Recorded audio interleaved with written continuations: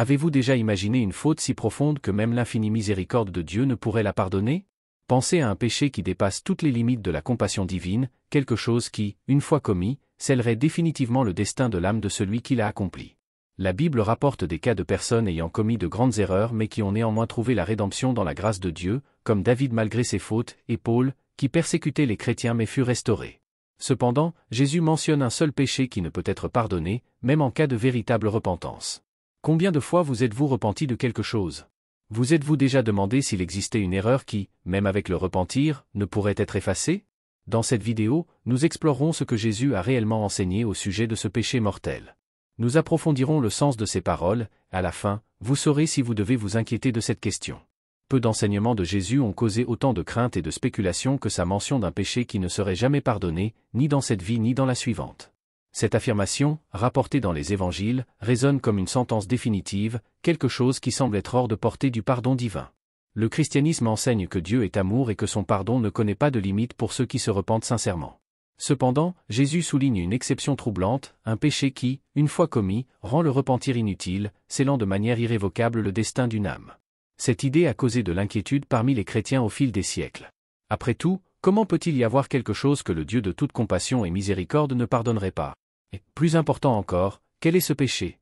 Comment l'identifier? Serait-ce une attitude inconsciente ou un choix conscient de défier Dieu? Beaucoup se demandent s'ils ont déjà commis cette faute fatale et s'ils sont donc hors de portée du salut. Avant d'explorer plus en profondeur, il est essentiel de comprendre ce qui rend ce péché si unique et comment Jésus l'a décrit dans ses enseignements.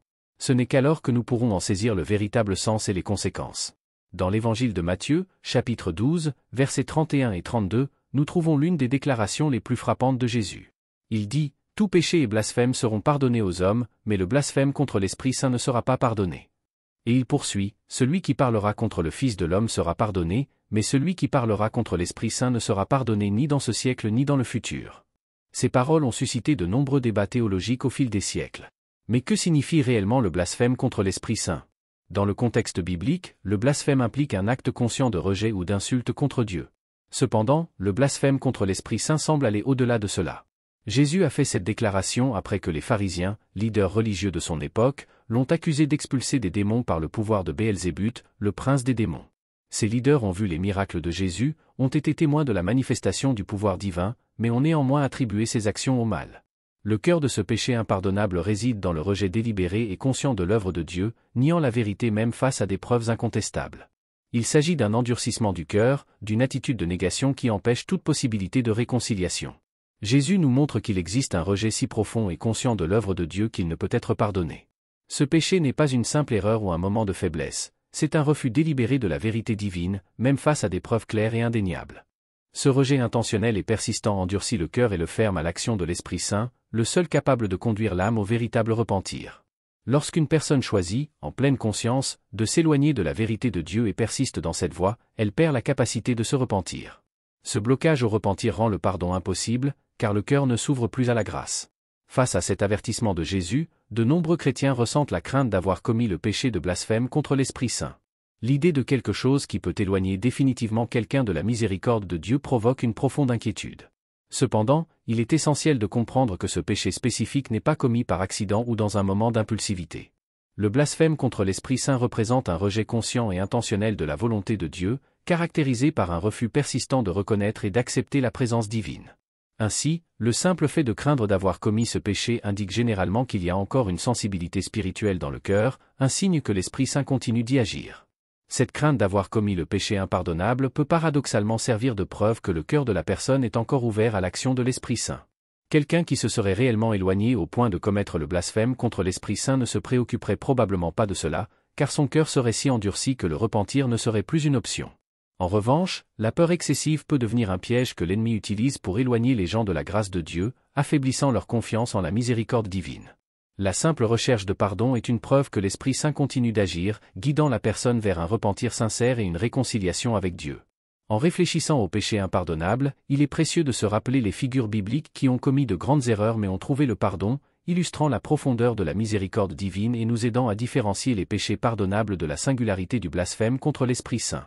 Un exemple marquant est celui de l'apôtre Paul. Avant sa conversion, il persécutait violemment les chrétiens et participa à la mort d'Étienne, le premier martyr chrétien. Bien qu'il croyait servir Dieu, il combattait en réalité Christ. Après une rencontre transformative avec Jésus sur le chemin de Damas, Paul non seulement fut pardonné, mais devint aussi l'un des plus grands missionnaires de la foi chrétienne. Le pardon de Paul démontre que même des actes d'opposition directe à Dieu peuvent être rachetés lorsqu'il y a un repentir authentique. Un autre exemple significatif est celui du roi David, qui commit l'adultère avec Bethsabée et complota la mort de son mari, Uri, pour cacher son péché. Ces actes graves affrontaient la sainteté de Dieu, mais lorsqu'il fut confronté par le prophète Nathan, David exprima un repentir profond, consigné dans le psaume 51. Bien qu'il ait subi les conséquences de ses actes, il fut pardonné et conserva sa communion avec Dieu. Ces histoires nous rappellent que la grâce de Dieu est vaste et s'étend même à ceux qui commettent de graves erreurs. Cependant, le repentir authentique est fondamental pour que le pardon se réalise.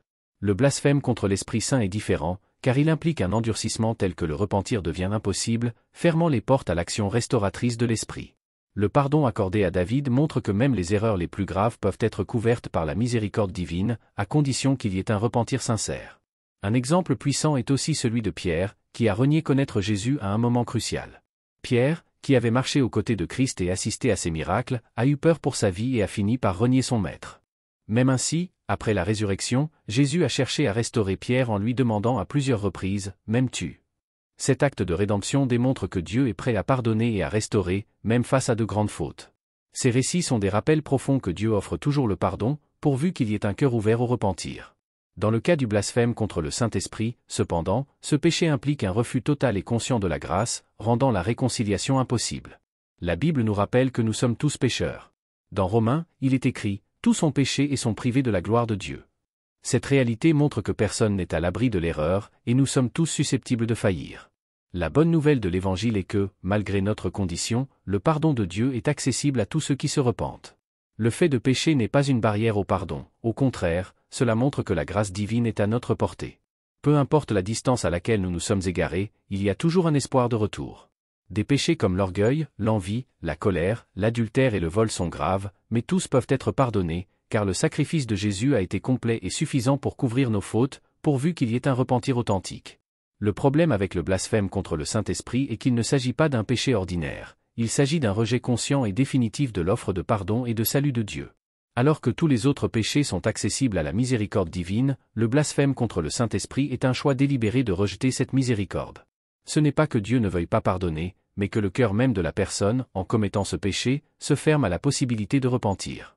L'universalité du péché et l'étendue du pardon révèlent l'immensité de l'amour de Dieu, mais montrent aussi la gravité de rejeter cette grâce de manière définitive. L'ennemi utilise souvent la peur comme instrument pour affaiblir la foi des chrétiens, en particulier la peur d'avoir commis le péché impardonnable. Lorsqu'une personne commence à douter de son salut, croyant avoir commis une erreur irréversible, elle peut s'éloigner de Dieu, convaincue qu'il n'y a plus d'espoir. Cette peur peut emprisonner l'âme, la rendant vulnérable aux mensonges de l'ennemi. L'objectif de l'ennemi est de créer une barrière spirituelle et mentale, conduisant la personne à croire que sa situation est sans solution. Cette stratégie est efficace, car elle exploite notre quête naturelle de certitude en termes de salut. La peur du péché impardonnable peut plonger une personne dans un cycle d'anxiété et de doute, questionnant sa foi et sa connexion avec Dieu. Cependant, il est important de se rappeler que la peur incontrôlée ne vient pas de Dieu. Dans 2 Timothée, il est écrit « Car Dieu ne nous a pas donné un esprit de peur, mais de puissance, d'amour et de sagesse. » La peur qui nous éloigne de Dieu est un piège qui peut nous aveugler à la vérité de sa grâce. Il est essentiel, face à ces peurs, de se rappeler la bonté et la patience de Dieu. Le simple fait qu'une personne soit préoccupée par l'état de son âme est un signe que le Saint-Esprit est encore à l'œuvre, guidant cette personne vers le repentir. L'ennemi veut nous faire croire que nous sommes perdus, que nos péchés sont irréparables, mais la vérité est que tant qu'il y a de la place pour le repentir, il y a de l'espoir. Le piège de la peur ne peut vaincre la confiance en la miséricorde divine. C'est cette confiance qui nous ramène dans les bras aimants de Dieu. L'un des plus beaux exemples du désir de Dieu de pardonner est la parabole du Fils prodigue, trouvée dans Luc. Cette parabole illustre la disposition de Dieu à recevoir ceux qui se repentent, peu importe à quel point ils se sont éloignés. La parabole du Fils prodigue nous raconte l'histoire d'un jeune homme qui, insatisfait de la vie avec son père, décide de prendre son héritage et de partir dans un pays lointain.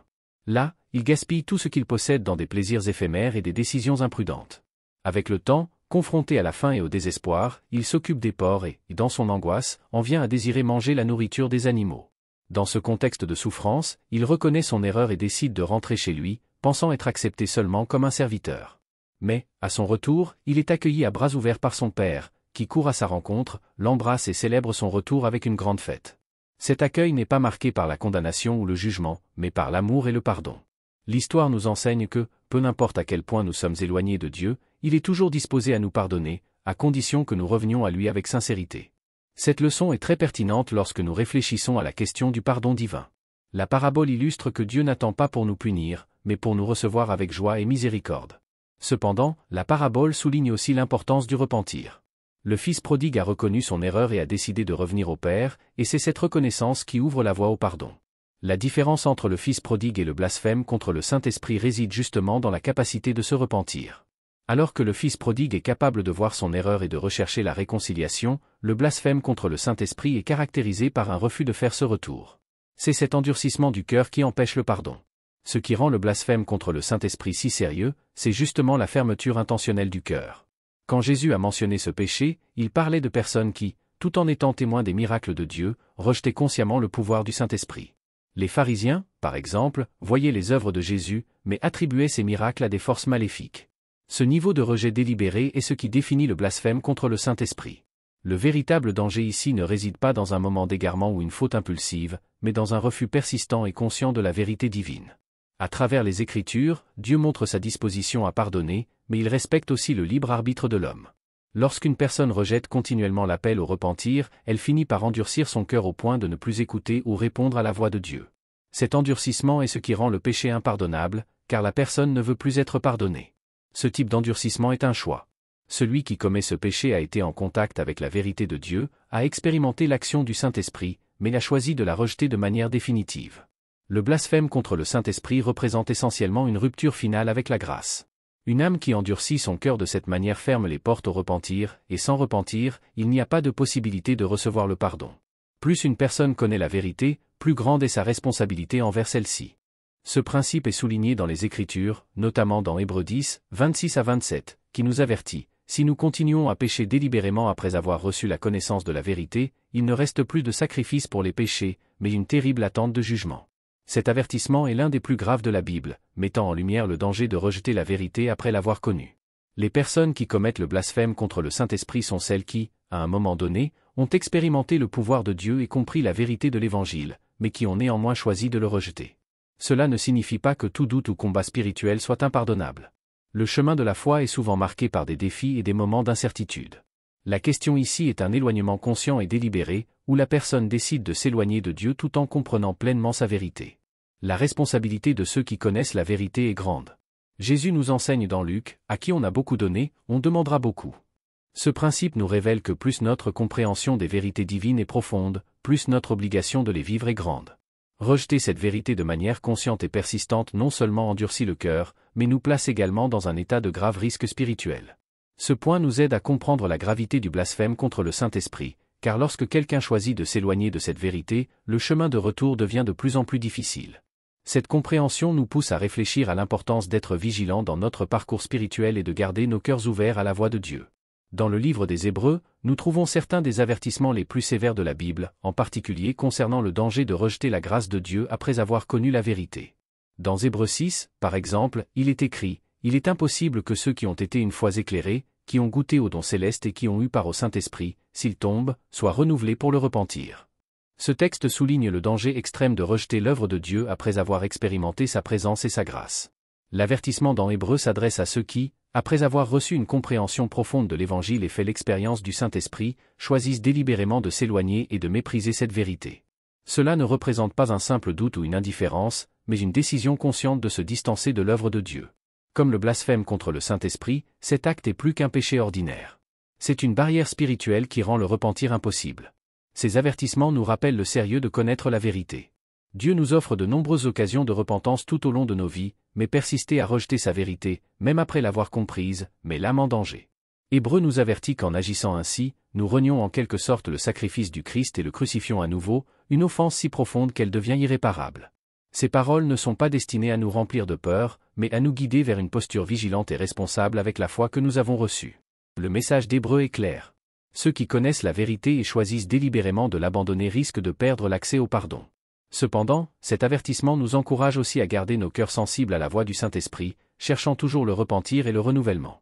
Bien que les avertissements sur le péché impardonnable puissent provoquer de la crainte, il y a du réconfort pour ceux qui craignent d'avoir commis ce péché.